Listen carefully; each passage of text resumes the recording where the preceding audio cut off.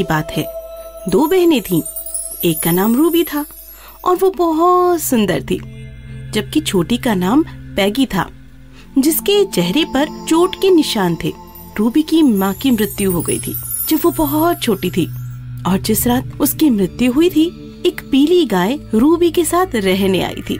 Ruby ने हमेशा महसूस किया कि वो विशेष थी और गाय उसे बहुत प्रेम करती। रूबी के पिता ने दूसरी शादी कर ली थी और पैगी दूसरी पत्नी की बेटी थी। वो बहुत बिगड़ैल थी।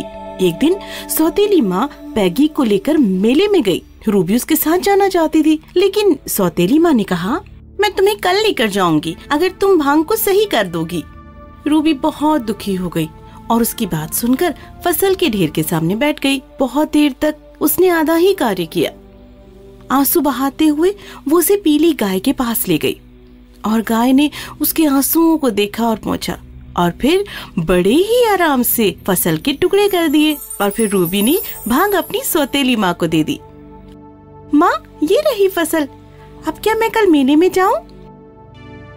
लेकिन जब अगला दिन आया तो माँ ने फिर उसे ये कहकर ले जाने से मना कर दिया, तुम तभी जा सकती हो जब तुम फसल से बीजों को अलग कर दो। बेचारी लड़की बीजों को फिर से बांटने के लिए बैठ गई।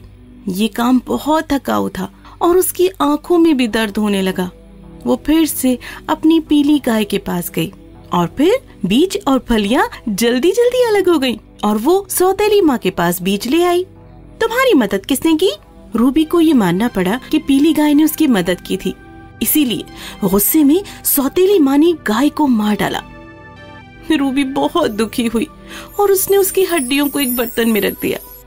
एक शाम जब सौतेली माँ पैगी के साथ मेले में गई हुई थी, रूबी इतने गुस्से में आई कि उसने गाय की हड्डियों वाले बर्तनों के साथ साथ घर का सब कुछ तोड़ दिया।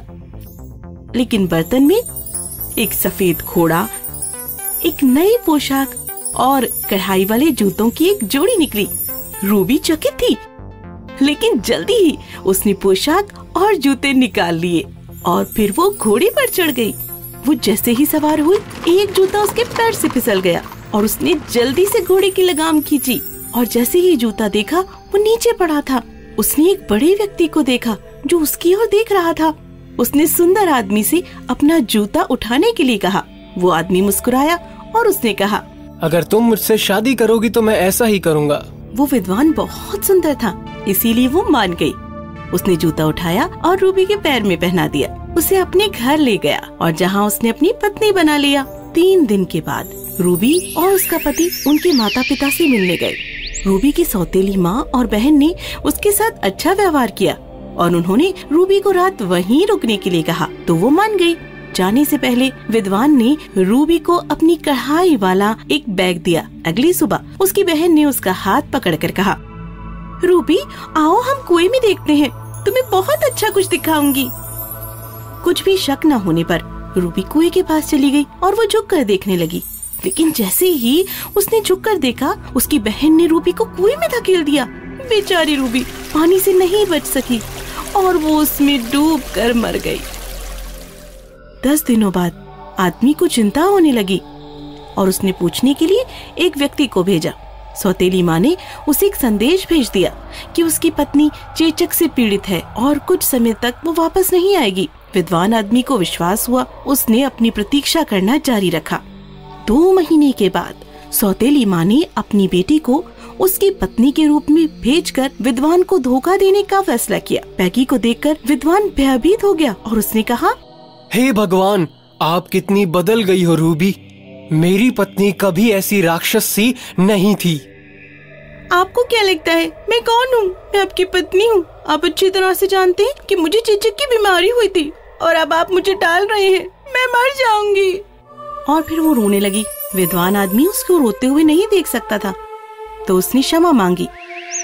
लेकिन वो नहीं जानता था कि रूबी की आत्मा गौरैया के रूप में लौट आई है और जब पैगी उसके बालों में कंघी करती थी तो वो आकर गाना गाती थी, 1 बार कंघी करो, 2 बार कंघी करो, 3 बार कंघी करो, तुम हत्यारी हो, तुमको पता चलेगा। 1 बार कंघी करो, 2 बार कंघी करो, 3 बार कंघी करो, यहाँ से भाग जाओ वरना अपनी जान गवाओ।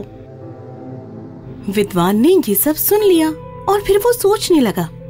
उसे लगा कि चिड़िया की आवाज कितनी जानी पहचानी है। क्या तुम किसी तरह मेरी पत्नी हो?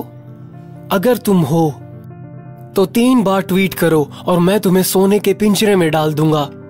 गौरैया ने 3 बार आवाज की और फिर उसे सोने के पिंजरे में डाल दिया गया। ये देखकर पैगी को बहुत गुस्सा आया और उसने चुपके से गौरैया को मारकर बगीचे में फेंक दिया। और यहाँ तुरंत कई टहनियों को देखते हुए वो एक बांस में बदल गई। पैगी जानती थी कि ये बांस गौरैया से पैदा हुआ है, इसलिए उसने इसे भी काट दिया और उसका एक बिस्तर बना दिया और उस पर जाकर वो लेट गई। लेकिन अनगिनत सुइयां उसके शरीर में चुभने लगी। उसने वो बिस्तर बगल में फेंक दिया। बगल में एक बूढ़ी औरत रहती थी। उसने ये बिस्तर देखा और वो अपने घर ले गई। अगले दिन उसने बिस्तर पर एक अंधेरी छाया देखी। तुम कौन हो? मैं आपकी पड़ोसी की पत्नी हूँ। मुझे रूबी कहते हैं। मेरी बहन ने मुझे कुएं में फेंक दिया था। मैं डूब गई थी। मेरी आत्मा नष्ट नहीं हुई। कृपया मेरा एक नया शरीर बना दो। मुझे सिर के रूप में एक चावल का बर्तन दो, एक हाथ के रूप में छड़ी, पेट के रूप में एक बड़ा प्याला और पाँवों की जगह लकड़ियाँ। बूढ़ी औरत ने ठीक वही किया जो उससे कहा गया और क्षण भर में एक सुंदर लड़की उसके सामने थी। अम्मा जी, मेरे पास एक थैला है जिसे तुम्हें मेरे पति को देना है। अगले दिन बुढ़िया विद्वान के घर के बाहर खड़ी हो गई और उसे आवाज देने लगी। विद्वान पूछने के लिए बाहर आया और उसने उसे रूबी का कढ़ाई वाला बैग दिखाया। तुम्हें ये बैग कहाँ से मिला? मैंने एक बार इसे अपनी पत्नी को दिया था। बूढ़ी औरत ने फिर उसे पूरी कहानी सुनाई और फिर वो रूबी को अपने घर ले गया। जब पैगी ने उसे देखा तो वो कहने लगी कि ये एक औरत नहीं, एक आत्मा है, ये रूबी नहीं है। पैगी ने कहा कि उसको अपनी पहचान साबित करने के लिए परीक्षण देना चाहिए। वो बहुत सीधी तो नहीं थी, इसीलिए उसने सुझाव दिया कि उन्हें गरम तेल की कढ़ाई में कूदना होगा। उसे उम्मीद थी जिसे पहले कूदना होगा वो जल जाएगी। हालांकि रूबी को उबलते तेल से कोई नुकसान नहीं हुआ, लेकिन दुष्ट बहन जैसे ही उसमें कूदी वो मर गई। रूबी ने पैगी की जली हुई हड्डियों को एक डिब्बे में बंद कर दिया। उसे अपनी सौतेली माँ को भेज दिया। सौतेली माँ ने बक्सा खोला, परंतु जैसे ही उसने अपनी बेटी की जली हुई हड्डियों को देखा तो वो बहुत जोर से चीखी और वहीं मर गई। कहानी समाप्त हुई।